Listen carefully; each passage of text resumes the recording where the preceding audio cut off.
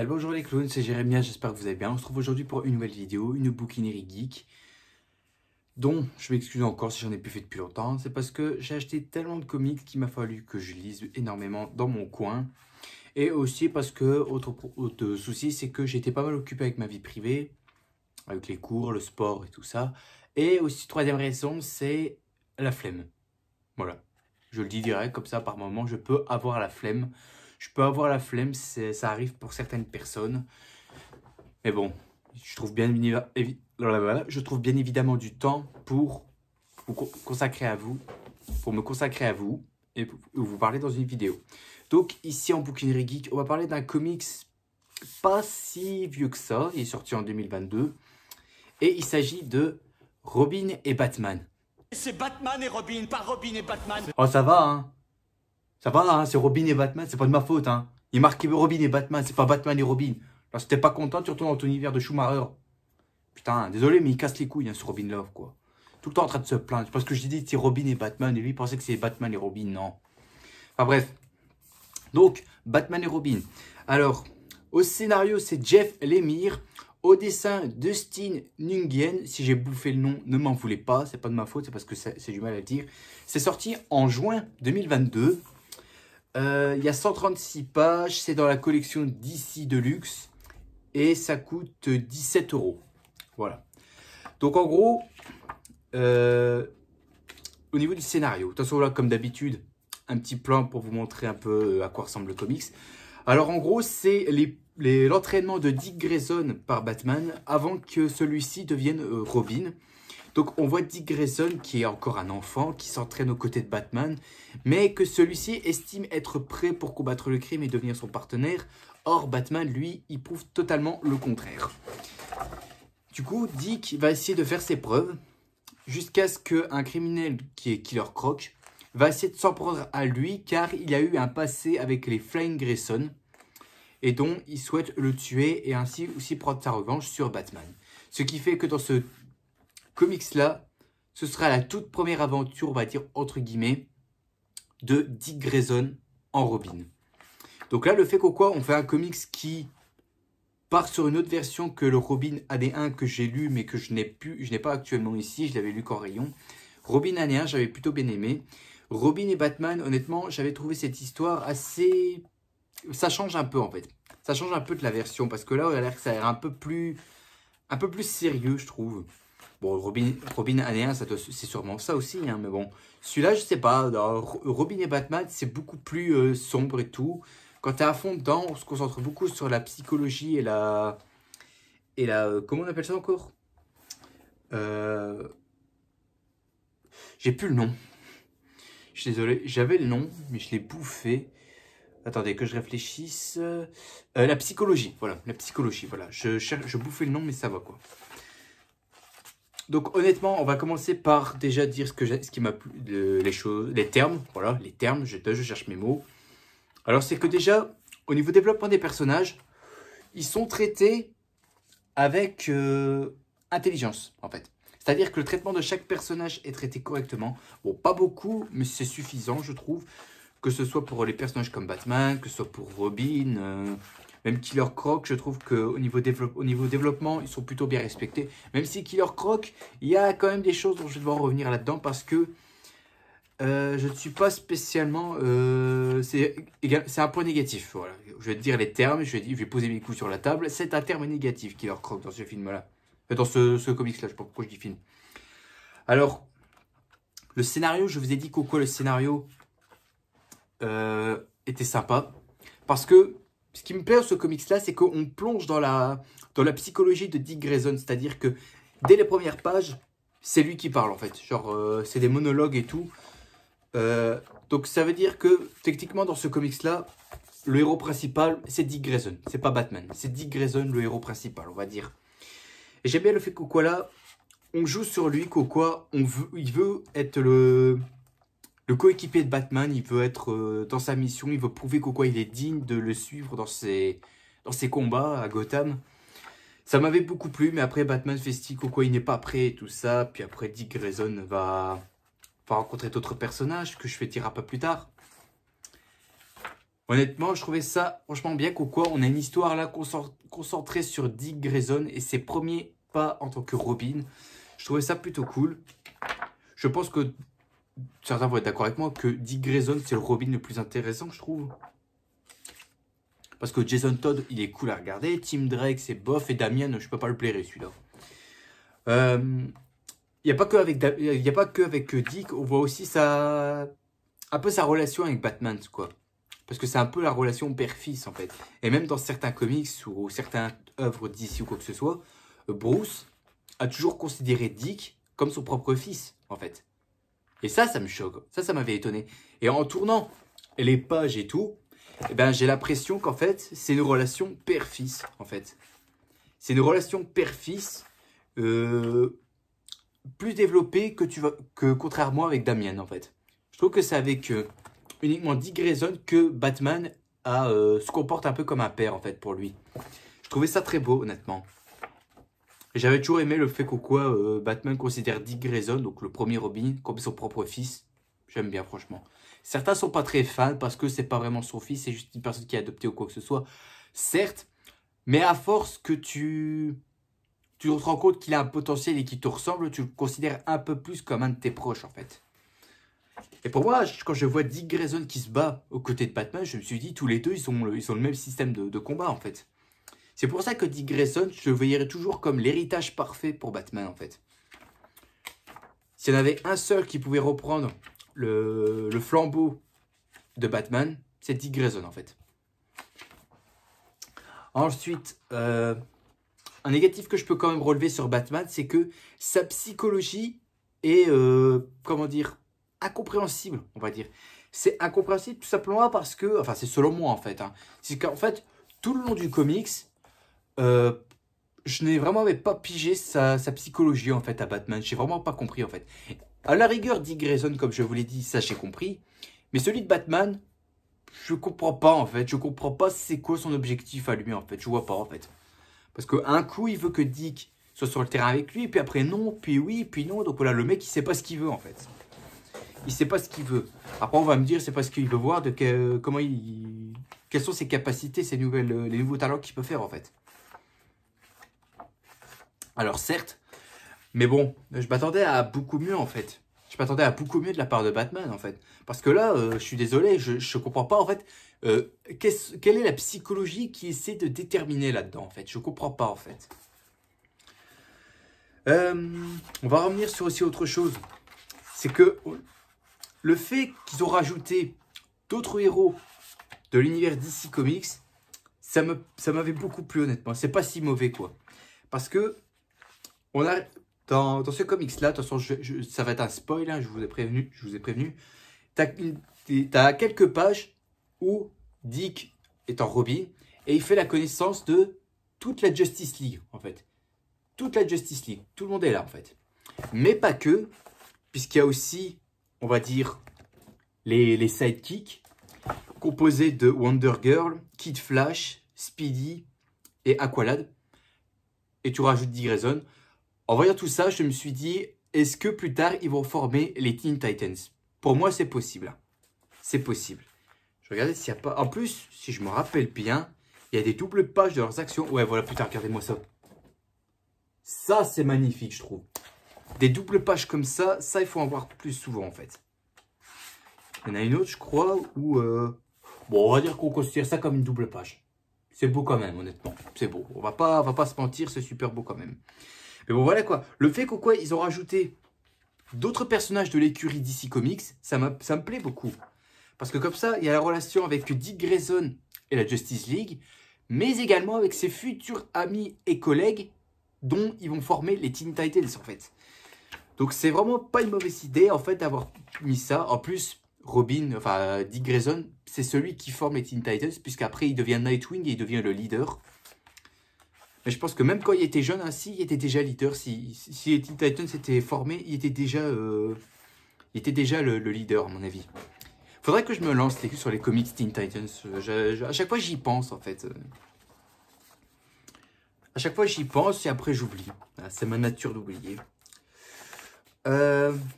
Maintenant on va revenir sur le point noir pour ma part de de ce comics-là. Si je peux bien le trouver. Je crois pas. Il n'y a pas une page où je peux pas le trouver.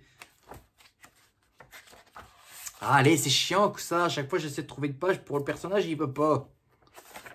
Bon, on va dire ça comme ça. Donc voilà. Point noir, c'est Killer Croc. Alors, Killer Croc, il est pour moi inexistant dans tout le comics. En fait, il est inexistant. Parce qu'en fait, je comprends pas à la fois son histoire avec les Grayson, je comprends pas. On dit juste qu'au quoi. Voilà, en fait, c'était un des... Oh, on voit pas là comme ça. Voilà. C'était un des animations du cirque. En même temps que les Flying Grayson. Et là, je comprends pas en fait. Je comprends pas en fait pourquoi il en veut au Grayson. Au niveau de ses motivations aussi, je comprends pas non plus. Honnêtement, je vois pas pourquoi il veut s'en reprendre à Dick Grayson. Je comprends pas. Je comprends pas. Je vois pas en fait pourquoi en fait. Tu sais là, il voit, il arrache une page, c'est tout en fait. Je vois pas l'intérêt en fait que Croc a une haine profonde envers Dick Grayson. Je comprends pas en fait. Je comprends pas du tout en fait. Ah putain, ça y est, là on le voit. Bon, par contre, au niveau taille, là c'est parfait. Il faut au moins 3 mètres, c'est bon. Ça c'est Killer Croc. Comment dire aussi ouais, c'est à propos concernant Jeff Lemire. Alors, dans son scénario, je trouve qu'il parvient à éclairer certains traits de personnalité, en fait. Mais jusqu'alors inexploités, en fait. Parce que, je vais vous montrer une page où on voit Bruce Wayne et tout. Ah bah non, rien que là, par exemple. Tu vois, c'est un peu, comment dire... Il arrive à extraire des traits de personnalité des personnages, mais tu ne vois quasi rien en fait. Tiens, regarde. Les yeux sont fermés à chaque fois. T'as l'impression que c'est des Chinois. Bon, sans être raciste, hein. Mais c'est juste que quoi, chaque personnage, ils ont tout le temps les yeux fermés ou quoi que ce soit. C'est un peu raciste, je trouve, non? Regarde Théma, même Alfred. Là. Même Alfred, là. On dirait que c'est un Chinois. C'est un Chinois. Il me paraît bizarre. Il n'y a pas que un Dick Grayson, il y a ça. Bruce Wayne, c'est pareil. Voilà quoi. Donc, les traits de personnalité. Enfin, le trait des personnalités des personnages, c'est, on va dire, un peu flingos. Parce que sinon, parce que en voyant ça, je comprends pas leur humeur en fait. Je sais pas comment ils sont à force. Alors. Un autre exemple aussi que je peux dire en fait, pas spécialement ça en fait. C'est-à-dire que, comment dire, on manque aussi parfois de respect envers des personnages. Notamment dans ce comics-là, on comprend déjà avec Batman, je le dis, on comprend pas sa psychologie, mais c'est surtout que dans ce comics-là, il se comporte comme un gros con. Par exemple, quand il découvre la Justice League et les Teen Titans, surtout les Teen Titans, il fait des missions et tout comme promis.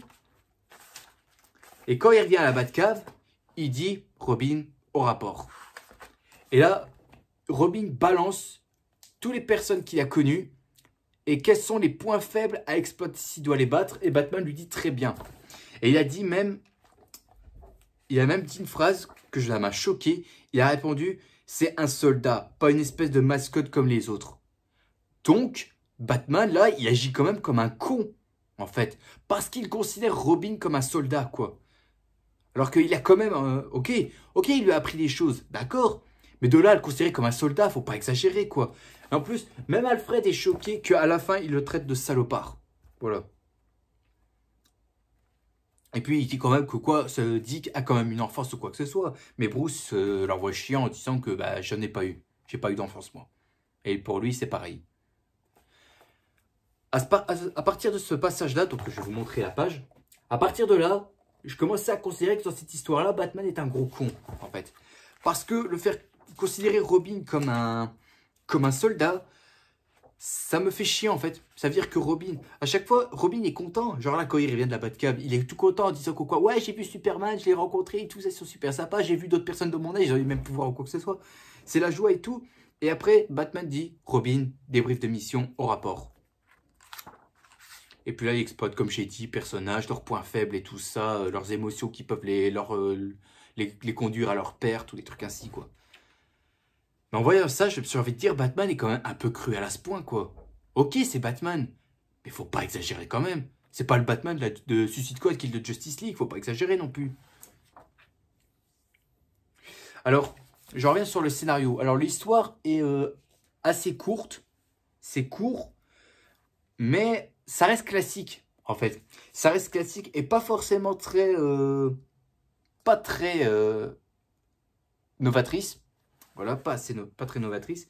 Parce qu'en fait, le problème de ce comics-là, c'est qu'en fait, il y a pas d'enjeu, il n'y a même pas de rebondissement, en fait. Donc, c'est juste une histoire tout simple, assez cool, on va dire. C'est une histoire assez cool pour le personnage de Robin, en fait. Pour l'arrivée de Robin. Donc, on voit quasi rien.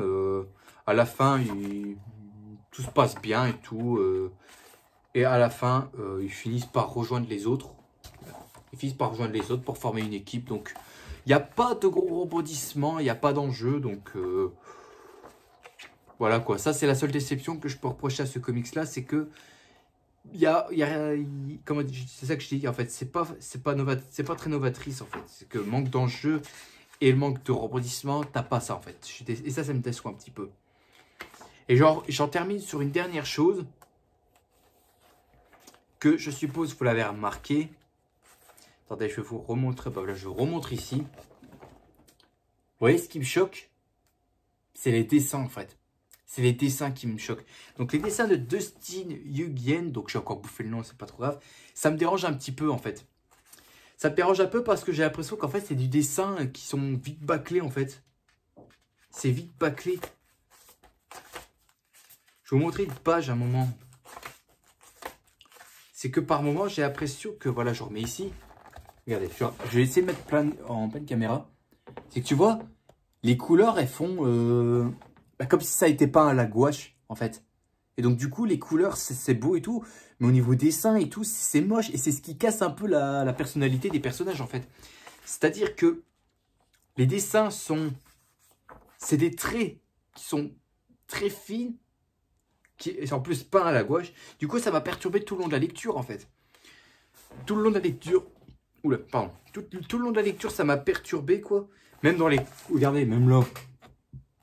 Même là, dans les parties là, tu vois, on dirait que c'est fait à l'arrache, quoi.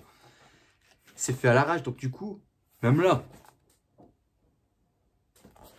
Donc honnêtement, c'est ça qui me déçoit, c'est déjà les dessins. Les dessins et comment les couleurs sont représentées, c'est moche, quoi. T'as l'impression que c'est peint à la gouache, en fait.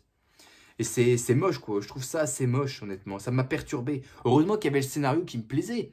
Mais les couleurs et tout ça, les traits, j'ai trouvé ça horrible, quoi. J'ai trouvé ça moche, honnêtement. Mais au moins, comme j'ai dit avec le scénario, c'est quand même beaucoup plus sombre que les autres, hein, que les autres œuvres. Hein. Donc voilà, je pense que j'ai à peu près fait le tour de ce comics-là.